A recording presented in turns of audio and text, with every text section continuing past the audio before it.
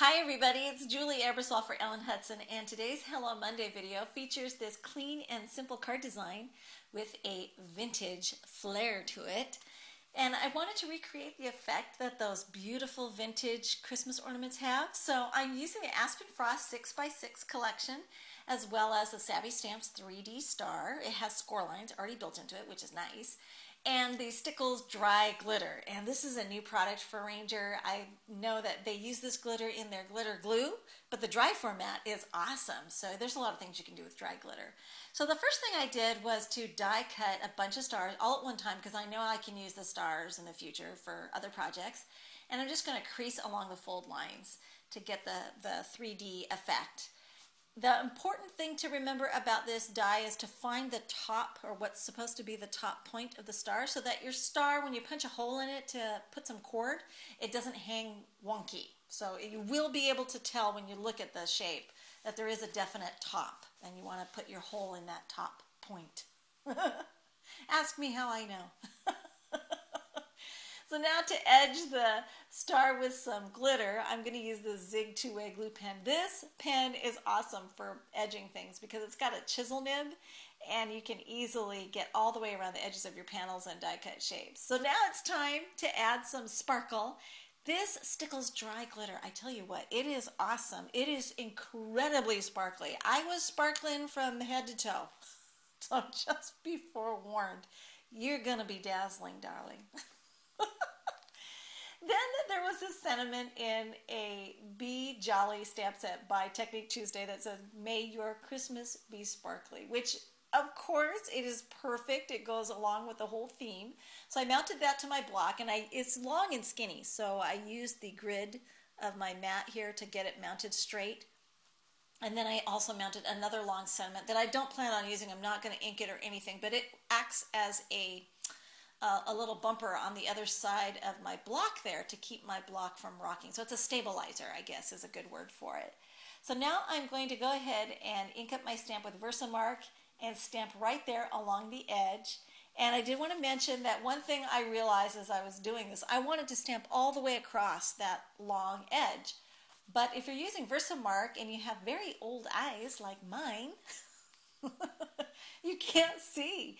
So the way to resolve that was to just go ahead and emboss the first impression and get that out of the way. So I'm going to emboss that with silver embossing powder, and then I can go ahead, once I'm done with that, is to set the paper down and re-ink my stamp. And there you can see where the end is, and then you can line up your stamp and get it on there. Now if I did try to do it the other way without embossing that first impression, it would have been a lost cause. I never would have got it. So now I can line it up nice and straight, and I'll go ahead and emboss the rest of those. And the one thing I did want to mention too is that you can preheat the backside of your paper with your heat tool, and that can sometimes help eliminate warping when you're heat embossing. So because paper isn't designed for heat. And I'm actually working on the white linen cardstock, which is 110 pounds. That stuff is plush. I just love it, and I can't stop using it. So now I'm going to go ahead and trim off some of the edges here. I wanted to make a 1/4 inch gap all around so that this layers onto a top folding portrait style card made from solar white. So I'm going to go ahead and mark a hole with my piercing tool so I know where to pierce the hole into that top panel. And I'm going to use the power punch. And this is a great punch because it has a 2-inch reach, and there are not a lot of handheld punches that have that longer reach, so this is really a neat handheld punch for that. Plus it can go through lots of layers. Now to keep the star from collapsing flat and retain its 3D shape, I'm going to put some foam dots there on the back. Now you could use hot glue if you have a hot glue gun, but hot glue guns and I don't exactly get along. So ask my thumbs how they know, because I've gotten some nice hot glue gun burns on my thumbs in the past. So I just go with the 3D foam dots and call it good. So now we'll go ahead and thread some cord there, and this is a nice delicate cord that I have in my stash, and I'm just going to clamp it down there in the middle with my tweezer bee, and this will help me keep that center part of the bow nice and tight so I can finish tying the loopy things and get it all nice and tight. It always comes undone on me or comes loose, so I have to use those tweezer bees to help me out.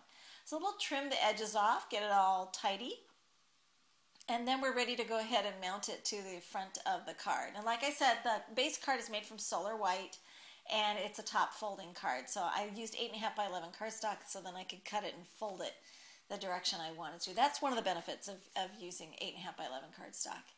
And then we'll go ahead and 3D mount that into place. And then I can take my, I decided, you know, is it good like this, or should I go put one more thing? And you know what happens when you're like, add one more thing, and it's probably going to be a big mistake. But in this case, it was not a mistake. It actually worked out really good. So I used these pearls and gems. This is kind of my standby when I feel like a card needs just a little something, something. And I'm not quite sure what it is, just a little something, something. So I grabbed these Pearls and Gems by Hero Arts, and this is a neutral collection. And I decided to use the clear because they would go really well with the silver accents that are on this card design. So I picked graduating sizes, and I just did a little triangulation in positioning them onto the card. But isn't that just a gorgeous effect? The overall effect is so pretty with the white linen and the glitter and the vintage paper and the 3D star. I just love it. Thanks for watching.